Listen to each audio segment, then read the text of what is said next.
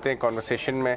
Good morning निकुंज। हम Indian markets 6 दिन से लगातार गिर रहे हैं, हालांकि इंट्राडे पुलबैक्स हमें काफ़ी दिख रहे हैं। अभी जस्ट 1.5 डे बैक हमने देखा था 1000 पॉइंट का सेंसेक्स में इंट्राडे पुलबैक आया, लेकिन आज फिर 250 पॉइंट एसजीएक्स नीचे 270 पॉइंट दिखा के ट्रेडर्स को डरा रहा है। आपको लगता है कि इंट्राडे पुलबैक का सीन बनेगा?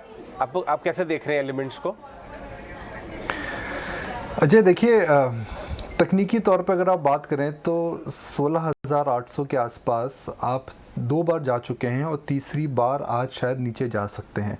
तो तकनीकी तौर पे अगर मार्केट इन लेवलों से रिकवर नहीं करता है तो एक बार तो जो ट्रेड है और ट्रेड का सेटअप चेंज जरूर हो जाएगा।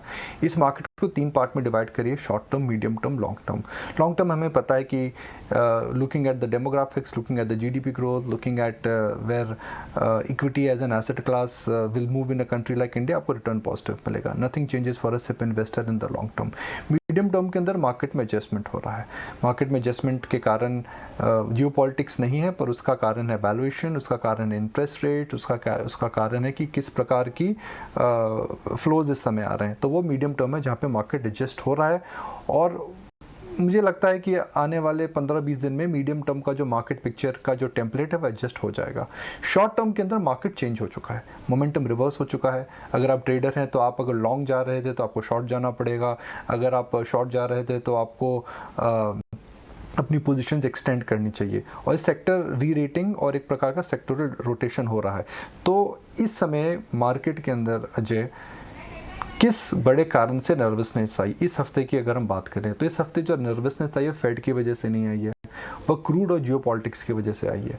क्या आने वाले 3 से 4 दिनों के अंदर हमें जियोपॉलिटिक्स, रशिया यूक्रेन सैंक्शंस को लेकर के कुछ क्लैरिटी मिलेगी?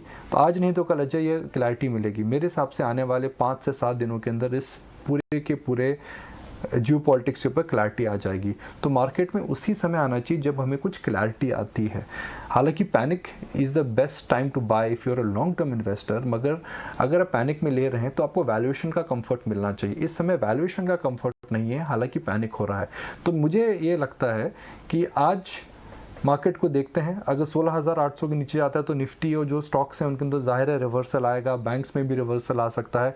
मगर जब पहली प्रकाश की किरण मिले, जब हमें लगे कि थोड़ी सी भी क्लैरिटी आ रही है कि जो जल्द आएगी जियोपॉलिटिक्स को लेकर के, तो उस समय मार्केट में आपको अपने पोर्टफोलियो को एक शार्पिश रिबाउंड के लिए रेडी करना चाहिए।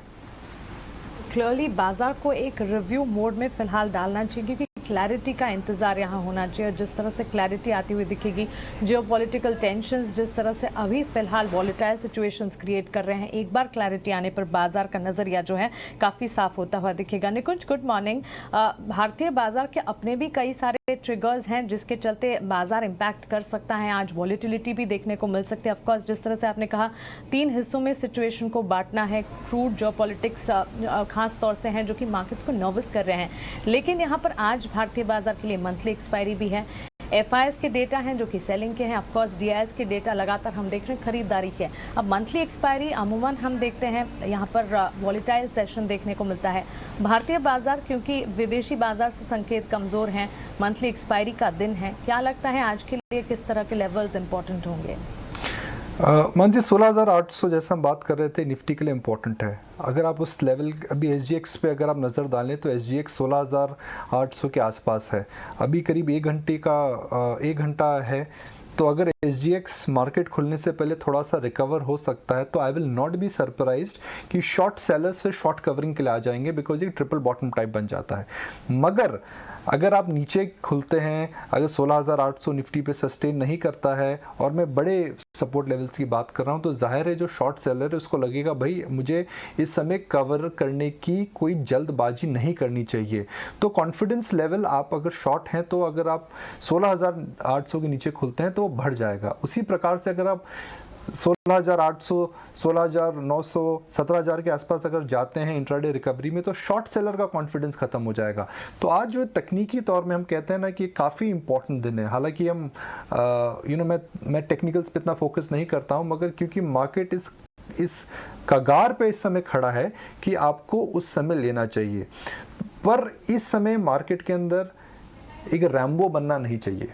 देखिए just because markets have fallen does not make them a buy बाय। मैं मानता हूँ अनसर्टनिटी में हमेशा लेना चाहिए, मगर अनसर्टनिटी में या तो प्राइस आपके साइड होनी चाहिए या फिर आपके वैल्यूएशंस अट्रैक्टिव होनी चाहिए। अभी ऐसा कुछ नहीं हुआ है कि लार्ज कैप स्टॉक्स में आप बोलेंगे कि फ्लिपकार्ट की या अमेजोन की सेल लग रही है। जी हाँ, होली का दिवस आने वाला है, लाल बहुत दिख रहा है, मगर इसका मतलब ये नहीं है कि आप इस समय जाकर के परचेजिंग चालू करें।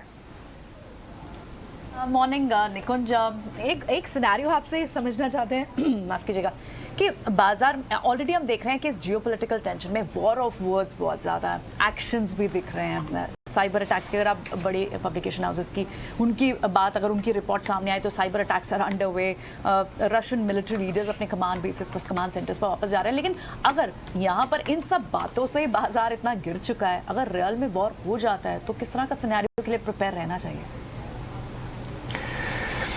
प्रियंका, देखिए क्या कारण है, मैं शायद थोड़ा रिपीटेटिव हो जाऊंगा, पर कारण क्या है जिनकी वजह से मार्केट जनवरी के बाद गिरा है?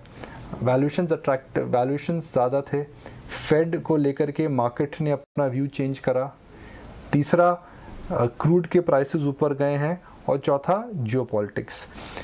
क्या फेड का रुख हमें अगले 15 से 20 दिन में क्लियर मिल जाएगा? जी हाँ, मार्च एंड तक हमें क्लैरिटी हो जाएगी कि 3 हाइक आएंगी या 4 हाइक होंगी। क्या हमें क्या वैल्यूएशंस के अंदर अगले 15-20 दिन के अंदर क्या बहुत मार्केट गिर सकता है और हमें अट्रैक्टिव लेवल्स मिलेंगे? मुझे ऐसा नहीं लगता है।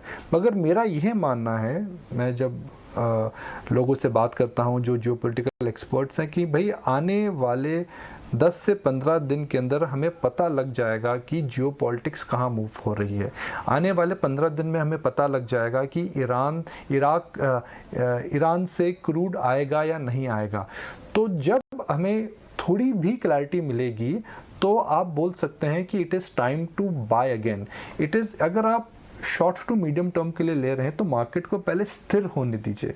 जब मार्केट स्थिर होगा, तो जब लहर बदलेगी, तो it is better to come that time rather than trying to say जी एक ट्रेन के आगे मैं खड़ा हो जाऊंगा। मैं अंग्रेजी में हमेशा बोलता हूँ, अजय शायद जानते हैं, never go against the mob will rob you. Never go against the mob. अभी जो मॉब है वह आपके अगेंस्ट में है, एफआई सेलिंग चल रही है, शॉर्ट सेलर्स आ चुके हैं, तो उनके सामने खड़े मत होइए। मानसी, प्रियंका, अजय, अगर आप एक चलती ट्रेन के आगे आएंगे तो डैमेज आपको होगा। ट्रेन को रुकने दीजिए, चर्च गेट से स्टेशन से यू टर्न लेने दीजिए, फिर हम ट्रेन में बैठेंगे और हमारी जर्नी रिज्यूम करेंगे। बिल्कुल निकुंज, तो biggest take away, never go against the mob. यहाँ पर वेट एंड वॉच का नजरिया अपनाएं। शुक्रिया एनालिसिस बताने के लिए, बाजार पर जियोपॉलिटिकल टेंशन पर आपका आउटलुक हमें समझाने के लिए, इस स्थिति में क्या कुछ करना चाहिए व्यूवर्स को बताने के लिए। तो क्लियरली बाजार में जिस तरह के सेंटिमेंट्स हम देख रहे हैं, एशियाई बाजार की शुरुआत कमजोरी के साथ हुई है। हो सकता है कि एशियाई बाजार थोड़ा सा संभलते हुए दिखें, लेकिन उसका इंतजार करना है। बाजार में क्लैरिटी, जियोपॉलिटिकल कंसर्न्स के ऊपर क्लैरिटी आने का इंतजार कीजिए और पूरी तरह से आकलन करने के बाद ही पोजीशंस लेने के बारे में सोचें, या फिर गिरावट में भी अगर आप पोर्टफोलियो को बढ़ाना चाहते हैं उस पर भी सोच विचार करके ही कोई डिसीजन